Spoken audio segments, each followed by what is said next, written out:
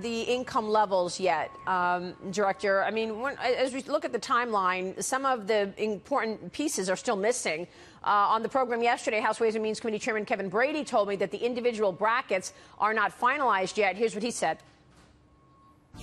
One of the reasons the brackets aren't in the framework is we've still got work to do to make sure that reality you just laid out so that we can lower those rates at every income level. And I know, too, we are spending an awful lot of time on the low income and the middle income families. So, I mean, some people feel that if you release the actual numbers, you know, income levels and what 12, 25, and 35 really mean, it's going to get scored differently. Is that why you're holding back on the actual income levels? No, there's nothing to hold back. Keep in mind, again, we walked through the process. What was the number that was most important to the president? That first bracket, the doubling of the standard deduction, the 0% rate that effectively governs the first or covers the first 24,000. That was the number that was important to the president. That's the number that we insisted was on the framework, and the folks on the Hill agreed to.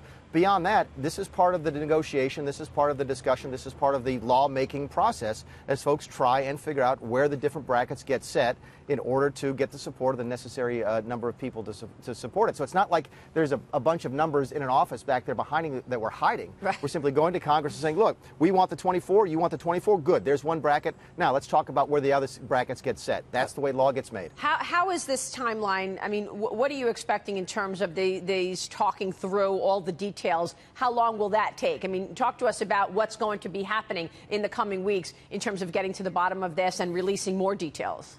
Do it backwards. I think everybody knows, wants, and is aiming towards getting this done by the end of the year. Tremendous pressure, I think, on the House and the Senate to get it done this year.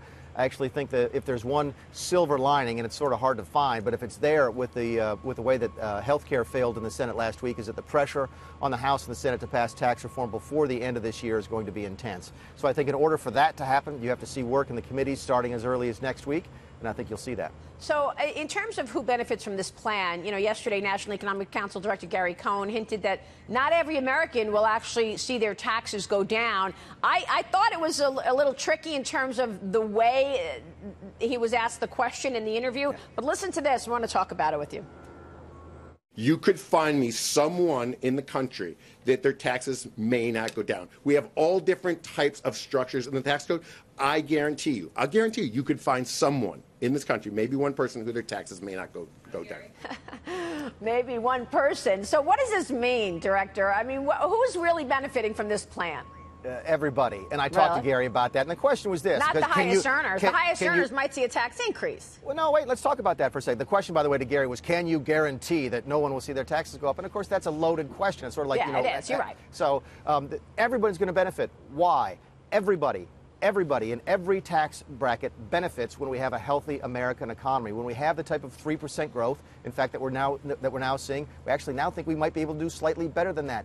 Everybody benefits from that. I don't care where you are in the tax brackets. So that's what this is driven by. It's not driven by the impact on this family or that family. It's driven by how do we help folks across the middle class, because that's critical to economic growth. How do we help companies have the incentive to invest in America? And how do we get that sustained 3% economic growth that you and I have talked about many times? Everybody benefits by that without exception. Yeah, there's no question that everybody benefits from a tax reform plan that actually moves the needle on economic growth.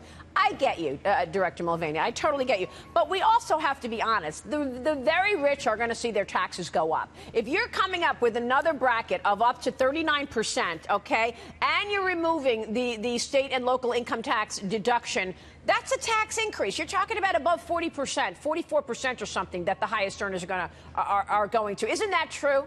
Boy, I'm laughing a little bit because what I'm hearing now is that there are some folks like yourself who think that it's absolutely guaranteed that the richest taxes are going to go up. And I have folks on other networks who are absolutely convinced that the taxes on the rich are going to go down. So maybe we found the sweet spot right in the middle. But to your point, you've made an assumption in that there's going to be a fourth bracket. It's not there yet. It's not even agreed to. So I think it's way too early to say, look, this is the exact impact on this family or that family. And I think that's what Gary is getting at. This is going to go through the same lawmaking process that tax reform did in the 80s, the same process that tax reductions did under the Bush administration in 2000. This is how you make law. And to ask questions like they asked Gary yesterday are simply to be honest, a little bit absurd. Yeah, no, I do agree that it was a sort of a setup from in the interview, but then he repeated it. You know, when he keeps defending the fact that the rich are not going to get a tax cut, I almost feel like you guys are getting bullied by the left, because we knew what the headlines were going to be once you released this plan, that it was a tax cut for the rich, even if it's not. And once again, you're having to defend wealth. Let me ask you, Director Mulvaney, what's wrong with wealth? What's wrong with wealth creation? What's wrong with coming from nothing and making money? Why are you constantly defending that the rich are not going to get a tax cut? There's absolutely nothing wrong with wealth. In fact, I remember a conversation I had with a Democrat friend of mine back in the state legislature in South Carolina. They wanted to raise the taxes on cigarettes. And I said, why? They said, well, we want people to smoke fewer cigarettes. I said, well, then why do you want to raise the income tax? Do you want less income in the country as well? No, wealth is a wonderful thing. And that's what 3% growth does. That 3% growth allows more people to accumulate wealth for their individual families. So we're not being defensive. We're simply trying to be honest, which is that we're very early in the process. We've laid out the principles. We've laid out the framework. And I think when you hear us talk about the impact on those folks at the high end, what you're hearing is that that's not a priority for the president. Okay? What's driving this for the president is, number one, folks in the middle class pay less. It's easier. They don't have to hire somebody else to do it. That's number one. Number two, that corporate tax rate has to be as low as possible.